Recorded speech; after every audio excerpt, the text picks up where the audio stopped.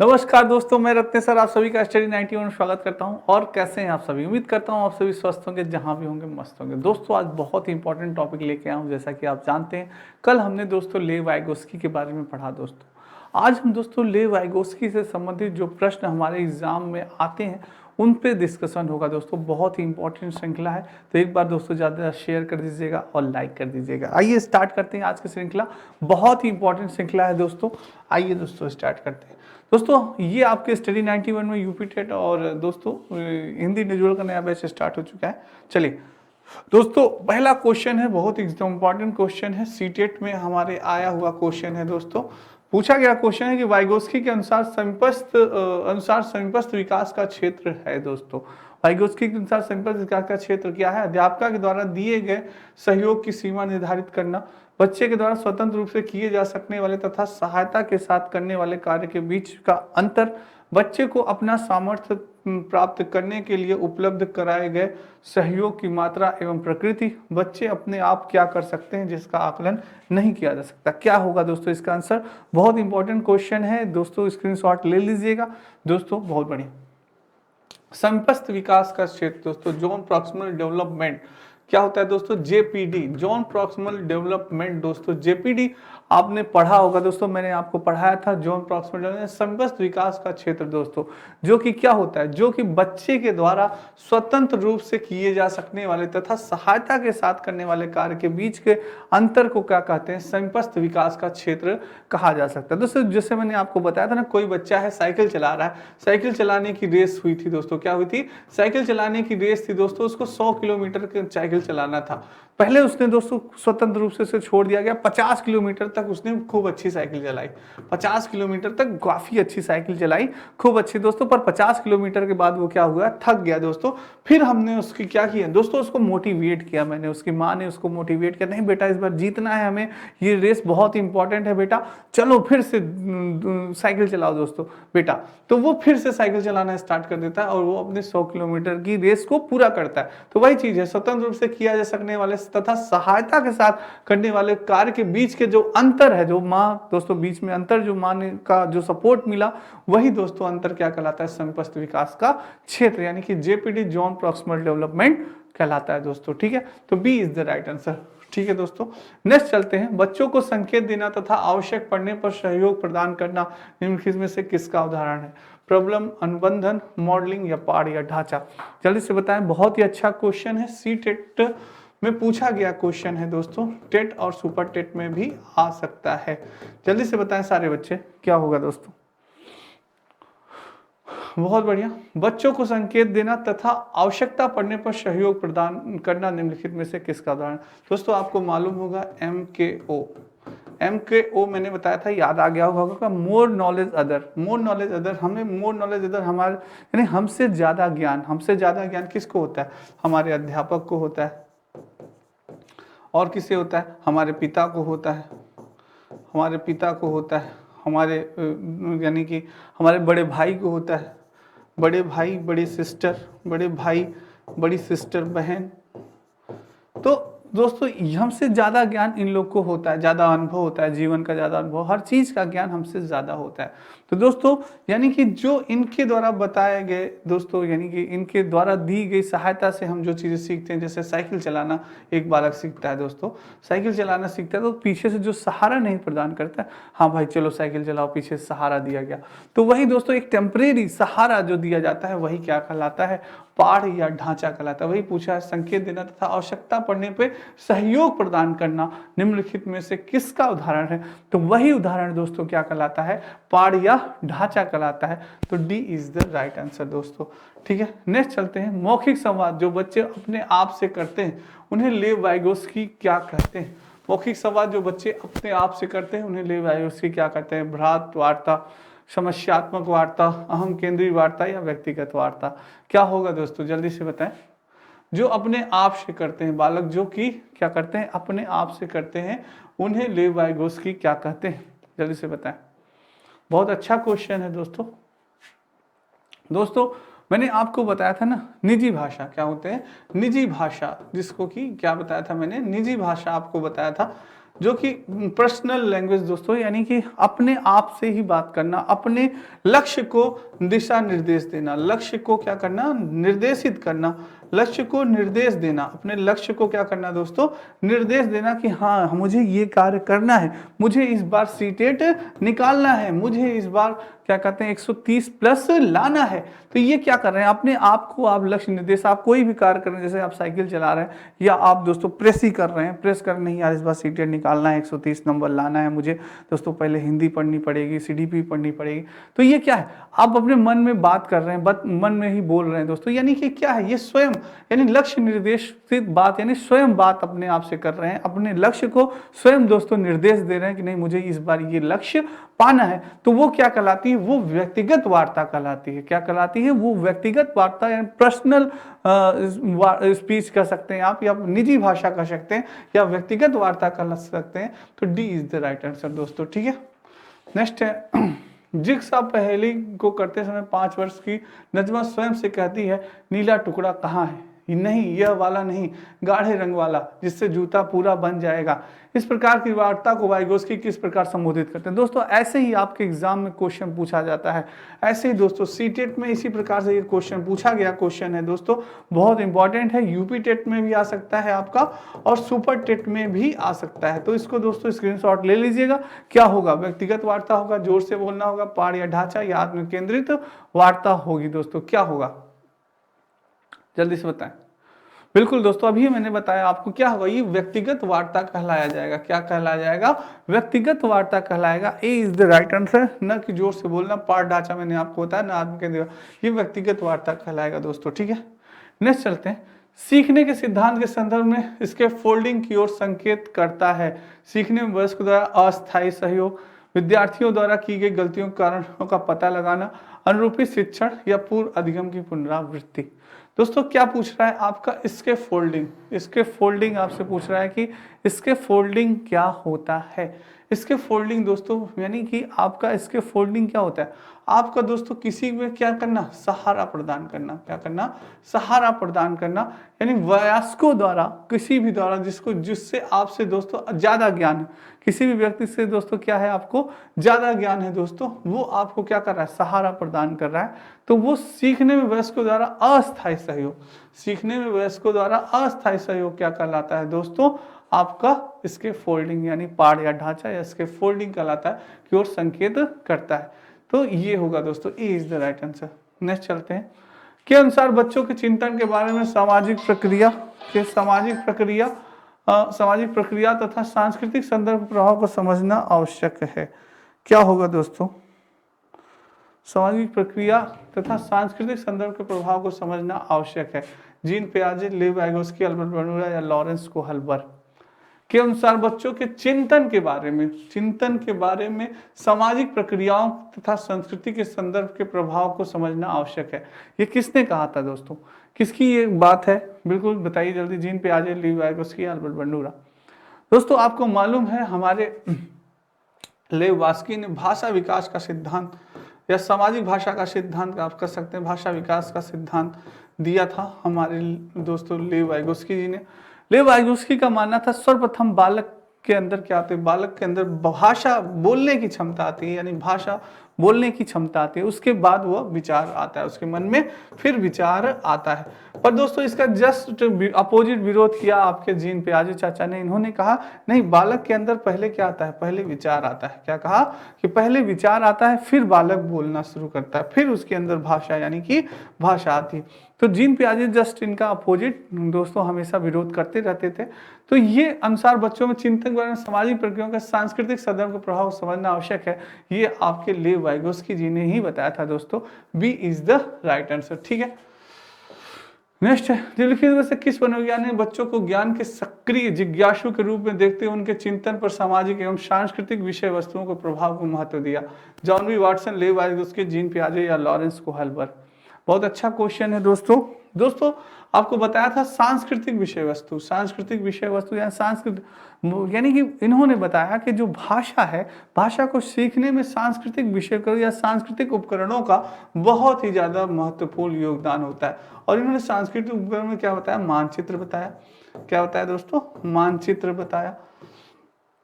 Map बताया, और दूसरा दोस्तों इन्होंने मानचित्र बताया था, और दूसरा भाषा का बहुत ही महत्वपूर्ण योगदान होता है, भाषा का बहुत योगदान होता है सांस्कृतिक उपकरण में, मानचित्र भाषा का बहुत ही योगदान होता है दोस्तों।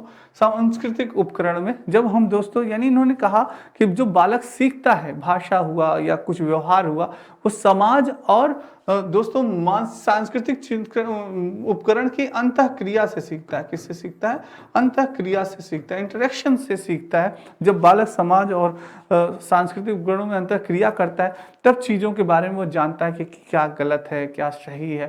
तो ये चीज़ है दोस्तों। तो ये बात आपकी किसने कही थी? लेव वाइगोस्की जी ने ही कही थी दोस्तों। ठीक है, B is the right answer. Next चलते हैं। यह तथ्य कि बच्चों को सांस्कृतिक रूप से प्रासंगिक ज्ञान की आवश्यकता होती है, निम्नलिखित में किस व्यक्ति से संबंधित है? प्रासंगिक, ये बच्चों को सांस्कृतिक रूप से प्रासंगिक ज्ञान की आवश्यकता होती है। Charles Darwin, BF. Skinner, Yuri या लेव वाइगोस्की? किसका? यानी कहा कि बच्चों के लिए सांस्कृतिक रूप से दोस्तों प्रासंगिक ज्ञान की क्या होती है? आवश्यकता होती है। जो सांस्कृतिक रूप है उसके लिए प्रासंगिक ज्ञान की आवश्यकता होना बहुत इंपॉर्टेंट है। ये बात आपके लेव वाइगोस्की जी ने ही कही थी दोस्तों। किसने कही थी? लेव वाइगोस्की ने कही थी दोस्तों। लेव वाइगोस्की जी ने कही थी दोस्तों। ये दोस्तों कहाँ के निवासी थे? ये रूस के निवासी थे। कहाँ के थे? रूस के निवासी थे दोस्तों, ये याद रखिएगा। ठीक है, तो रूस के निवासी थे ये आपके Lev Vygotsky ji. D is the right answer. Next चलते हैं दोस्तों। वाइगोस्की के अनुसार जब एक वयस्क बच्चे के निष्पादन के वर्तमान स्तर को सहयोग द्वारा विस्तारित करता है तो इसे क्या कहते हैं? संपस्त विकास का क्षेत्र, पाठ, अंतर व्यक्तिनिष्ठता या खोजपूर्ण अधिगम? बहुत अच्छा क्वेश्चन। देख रहे हैं क्वेश्चन कैसे घुमा के पूछ रहा है दोस्तों। सीधा सीधा क्वेश्चन आपसे नहीं पूछा जाता, ये घुमा के पूछा जाता है। ये सीटेट में आपके आया हुआ क्वेश्चन है दोस्तों। टेट और सुपर टेट में भी आ सकता है।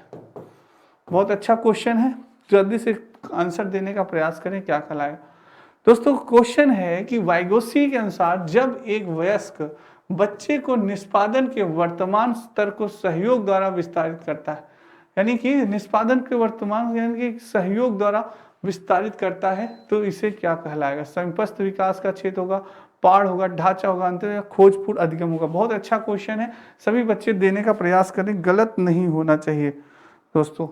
बहुत अच्छा क्वेश्चन है, गलत नहीं होना चाहिए, सारे बच्चे आंसर दें दोस्तों। क्या बात है,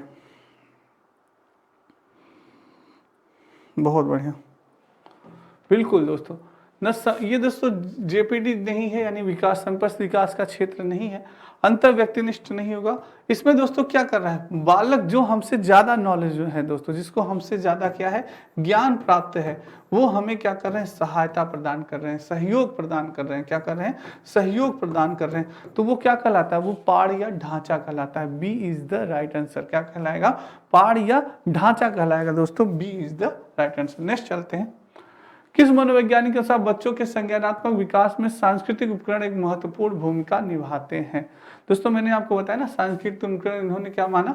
सांस्कृतिक उपकरण वैसे तो दोस्तों भाषा सीखने के लिए बहुत होते हैं, पर इन्होंने मैप माना था, मानचित्र माना था, मानचित्र माना था दोस्तों, और भाषा माना था।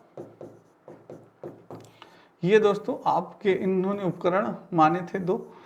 तो दोस्तों मानचित्र यानी भाषा सांस्कृतिक उपकरण का, और समाज से अंतः क्रिया करके ही बालक का भाषा का विकास होता है, बालक के व्यवहार का विकास होता है।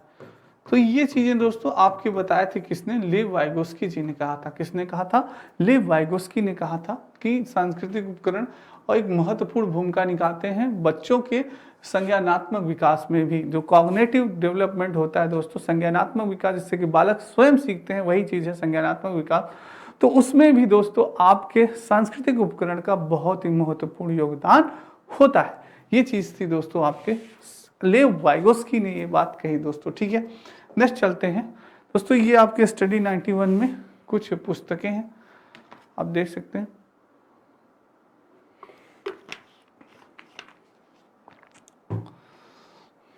चलिए दोस्तों नेक्स्ट चलते हैं।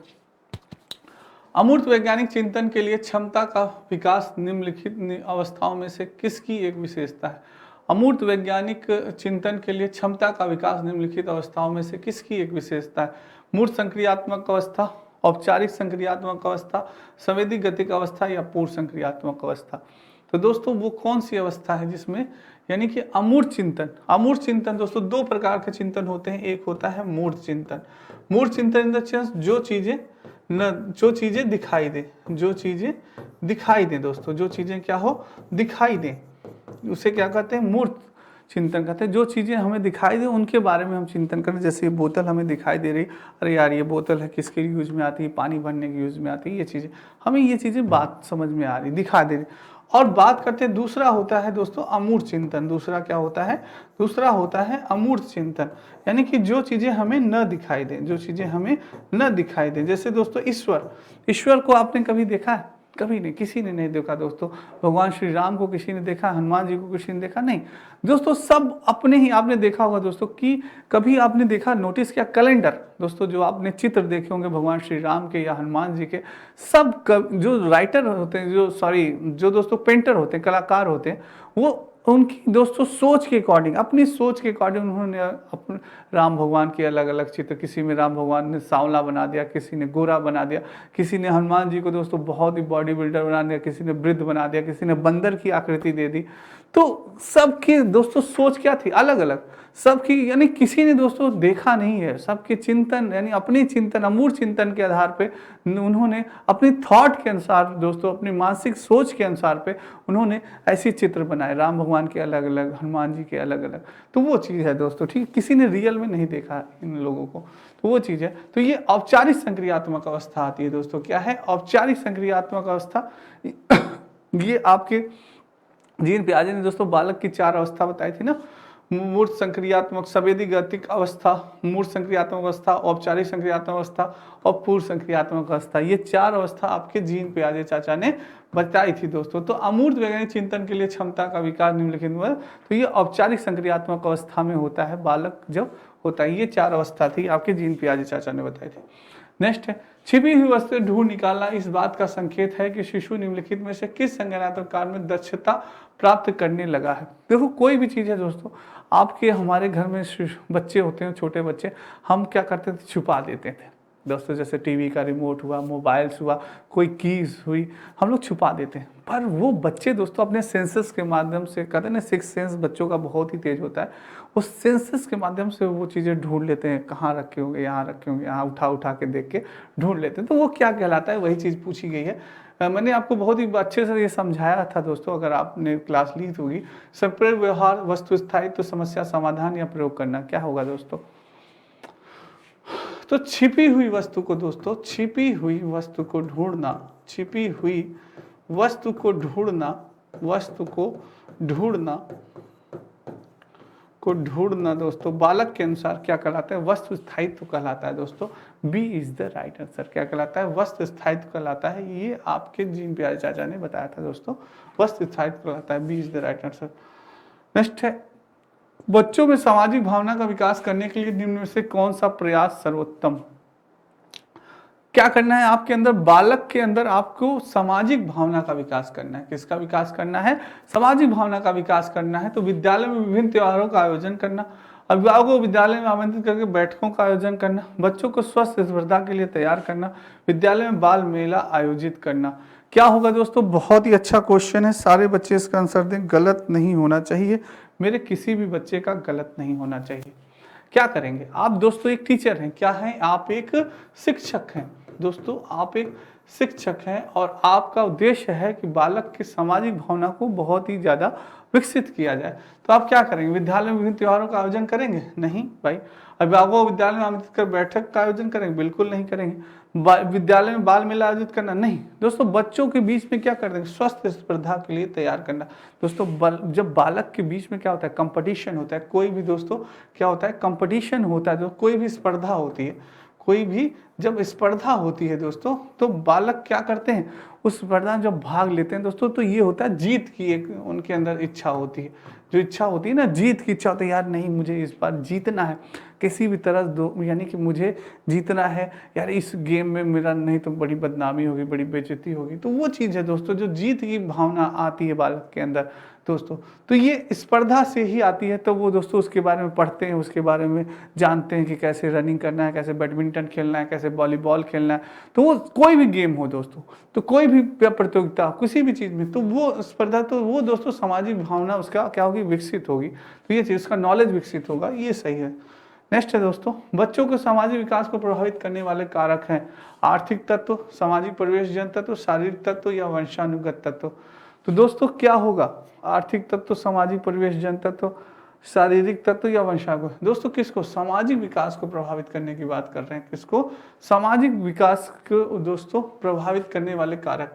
तो सामाजिक विकास को प्रभावित करने वाले दोस्तों मेन कारक, अगर मुख्य कारक की बात की जाए कि मुख्य कारक कौन सा होगा, तो ये सामाजिक परिवेशजन्य जो तत्व होते हैं दोस्तों, यही मुख्य कारक होते हैं समाज को क्या करना है दोस्तों, समाज को के विकास को प्रभावित करना, यानी कि डेवलप करने के लिए ये सामाजिक परिवेशजन्य जो तत्व होते हैं दोस्तों, ये मेन इंपॉर्टेंट होते हैं। B is the right answer.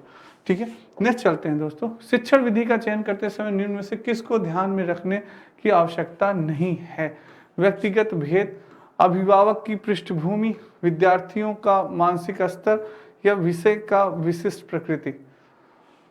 शिक्षण विधि का चयन करना है दोस्तों आपको, समय निम्न में से किसका ध्यान में रखने की आपकी आवश्यकता नहीं है, आवश्यकता नहीं है, क्या है दोस्तों, किसकी आवश्यकता आपको नहीं है दोस्तों, जल्दी से बताएं, बहुत अच्छा क्वेश्चन है दोस्तों। शिक्षण विधि, जल्दी से आंसर दें, गलत नहीं होना चाहिए दोस्तों, किसी भी बच्चे का गलत नहीं होना चाहिए। बहुत बढ़िया, बिल्कुल बहुत बढ़िया आंसर आ रहा है दोस्तों। यानी चयन करते समय किसका ध्यान में रखने की आवश्यकता नहीं है, व्यक्तिगत भेद दोस्तों बिल्कुल नहीं होना चाहिए, बिल्कुल सही बात है, व्यक्तिगत भेद नहीं रखना चाहिए, ये तो बात सही है। विद्यार्थियों का मानसिक स्तर, ये भी नहीं, विषय की विशेष प्रकृति नहीं दोस्तों। अभिभावक की पृष्ठभूमि दोस्तों, अभिभावक की पृष्ठभूमि का हमें कोई भी आवश्यकता नहीं है दोस्तों, कोई भी आवश्यकता हमें नहीं है। इनमें से किसको ध्यान में रखने की आवश्यकता नहीं है, तो अभिभावक की पृष्ठभूमि की हमें आवश्यकता नहीं है। व्यक्तिगत भेद रखने की हमें आवश्यकता है कि हाँ कौन सा बालक है, कैसे प्रकार से वो चीज़ों को सीख पाएगा, कैसे बालक जान पाएगा कौन सा बालक कमजोर है, कौन सा बालक तेज है, तो ये हमें पता होना चाहिए। और विद्यार्थी की मानसिक स्तर का भी हमें पता होना चाहिए कि हाँ बालक कैसे सीखता है, तीव्र गति से सीखता है कि धीमी गति से सीखता है, और विषय की विशेष प्रकृति के बारे में भी हमें पता होना चाहिए। ये अभिभावक की पृष्ठभूमि हमें नहीं पता चाहिए कि भाई इनके पिताजी क्या है, कलेक्टर है, डीएम है, एसपी है, कुछ नहीं भाई, जो भी है हमारे लिए हर बालक क्या है, एक समान है, एक हम बालक क्या है, एक समान है, कोई भेदभाव नहीं होना चाहिए दोस्तों, नो भेदभाव। ठीक है, कोई भेदभाव नहीं होना चाहिए, ये चीजें होनी चाहिए दोस्तों। तो अभिभावक की पृष्ठभूमि जानना हमारे लिए आवश्यक नहीं है, इसलिए B is the right answer. Next है, विशिष्ट से समान की ओर सिद्धांत निम्न से किस में प्रयोग होता है, विश्लेषण विधि, स्वशोधन विधि, संश्लेषण विधि, आगमन विधि।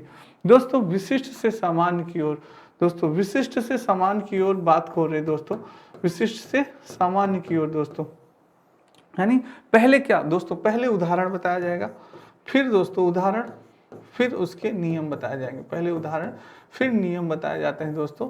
तो ये आपका होता है दोस्तों, यह सिद्धांत किसका प्रयोग करता है, यह सिद्धांत न विश्लेषण विधि का, न स्वतः संदोषण या सदोषण, ये आगमन विधि का दोस्तों करता है, किसका, आगमन विधि का ये वो करता है, विशिष्ट से समान की ओर दोस्तों। पहले बालक को इसमें विशिष्ट चीजों के बारे में बताया जाता है, फिर धीरे धीरे समान चीजों के बारे में बताया जाता है दोस्तों। पहले उसे क्या होता है, उदाहरण से समझाया जाता है, फिर उसको नियम बताए जाते हैं दोस्तों, ये आगमन विधि है, D is the right answer.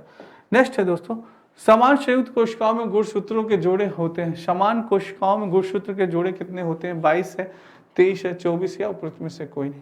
हम सभी जानते हैं दोस्तों हमारे अंदर दो गुणसूत्र पाए जाते हैं, दो प्रकार के गुणसूत्र पाए जाते हैं दोस्तों, मेल में एक्स और वाई, फीमेल में एक्स गुणसूत्र पाए जाते हैं, दो प्रकार के गुणसूत्र पाए जाते हैं दोस्तों। तो दोस्तों यानी कि आप जानते हैं कि टोटल गुणसूत्रों की संख्या कितनी होती है, 46। टोटल गुणसूत्रों की संख्या कितनी है, तो गुणसूत्रों की 26 होती है, जिसमें मेल के 23 गुणसूत्र होते हैं और फीमेल के भी 23 गुणसूत्र होते हैं, 23 दोस्तों यानी कि 46 होते हैं। तो ये चीज होता है दोस्तों, आप सभी जानते हैं, यानी कि संयुक्त कोशिका में गुणसूत्रों के जोड़े कितने होते हैं, 23 जोड़े होते हैं दोस्तों, B is the right answer. कितने होंगे, 23 जोड़े होते हैं, टोटल पूछा होता है तो 46 गुणसूत्र होते हैं दोस्तों, ये चीजें आप जानते हैं। नेक्स्ट चलते हैं, निम्नलिखित में से वंशानुक्रम संबंधी नियम है? प्रयासों का नियम, सीखने का नियम, समानता का नियम, स्वास्थ्य का नियम। क्या होगा दोस्तों? वंशानुक्रम का नियम पूछा है, यानी हेरिडिटी का नियम पूछ रहा है दोस्तों। किसका? हेरिडिटी का पूछ रहा है आपसे, वंशानुक्रम का पूछ रहा है। वंशानुक्रम इन द सेंस दोस्तों, जो लक्षण हमें अपने माता पिता से प्राप्त होते हैं। किससे? हमें अपने माता पिता से जीन के माध्यम से प्राप्त होते हैं दोस्तों। वो क्या होता है? वही वंशानुक्रम कहलाता है। क्या कहलाता है? वंशानुक्रम कहलाते हैं। जैसे में समानता का नियम दोस्तों, समानता का नियम, अगर हमारी माता जी की आंखें दोस्तों नीली हैं तो हमारी भी आंखें क्या होंगी? नीली होंगी। यही समानता का नियम कहलाता है दोस्तों। तो ये चीज है, तो सी इज द राइट आंसर। ठीक है, समानता का नियम। नेक्स्ट, शारीरिक विकास को प्रभावित करने वाले कारक कौन सा है? वंशानुक्रम है, वातावरण है, खेल तथा व्यायाम। दोस्तों शारीरिक विकास को, यानी बॉडी डेवलपमेंट आपकी बात हो रही है, बॉडी डेवलपमेंट की बात हो रही है दोस्तों, कि शारीरिक विकास में प्रभावित करने वाले कारक कौन से हैं? तो दोस्तों शारीरिक विकास में वंशानुक्रम का भी बहुत महत्वपूर्ण योगदान होता है। हमारे वातावरण, इन्वायरमेंट का भी बहुत महत्वपूर्ण योगदान होता है। खेल तथा व्यायाम से भी दोस्तों हमारा शारीरिक मांसपेशियां मजबूत होती हैं। हमारा दोस्तों मानसिक विकास भी बहुत तीव्र गति से होता है। तो इन सारी चीज़ों का दोस्तों बहुत ही महत्वपूर्ण योगदान होता है, यानी उपयुक्त सभी होगा। इसका D is the right answer. Next है, के अनुसार बालक का विकास अनुवांशिक तथा वातावरण का गुणनफल है? वुडवर्थ के अनुसार, गेरट के अनुसार, हॉलेट के अनुसार, थार्नडाइक के अनुसार। दोस्तों किसके अनुसार बालक का विकास अनुवांशिकता तथा वातावरण का गुणनफल पूछा है दोस्तों? बहुत अच्छा क्वेश्चन है। उम्मीद करते हैं सारे बच्चे इसका आंसर दे पाएंगे। कौन से बच्चे बताएं दोस्तों? बहुत बढ़िया। बालक का विकास अनुवांशिकता तथा वातावरण का गुणनफल है। दोस्तों बालक के विकास में, यानी विकास यानी डेवलपमेंट की बात हो रही है, बालक के डेवलपमेंट की बात हो रही है, तो दोस्तों बालक के विकास में वंशानुक्रम और वातावरण दोस्तों ये क्या होता है? गुणन या फल का, अनुवांशिक तथा गुणन, वातावरण का गुणनफल होता है दोस्तों इसके विकास में। तो ये याद रखिएगा, ये बहुत ही इंपॉर्टेंट चीज है दोस्तों। बिना आपके हेरिडिटी में और वातावरण के आपका विकास, बालक का विकास नहीं हो सकता। ये बात आपके कहे थे दोस्तों, वुडवर्थ ने कहा था। किसने कहा था? वुडवर्थ ने कहा था। ए इज द राइट आंसर। ठीक है दोस्तों। तो दोस्तों ये आपके नितिन सर के द्वारा लिखी हुई सारी नोट्स हैं, बहुत इंपॉर्टेंट है, आप ले सकते हैं। तो दोस्तों उम्मीद करता हूँ आज की क्लास आपको बहुत ही अच्छी लगी होगी। तो दोस्तों आज के लिए इतना ही। कल फिर मिलेंगे बहुत इंपॉर्टेंट टॉपिक के साथ। तब तक राधे राधे, जय श्री कृष्ण और जय हिंद दोस्तों।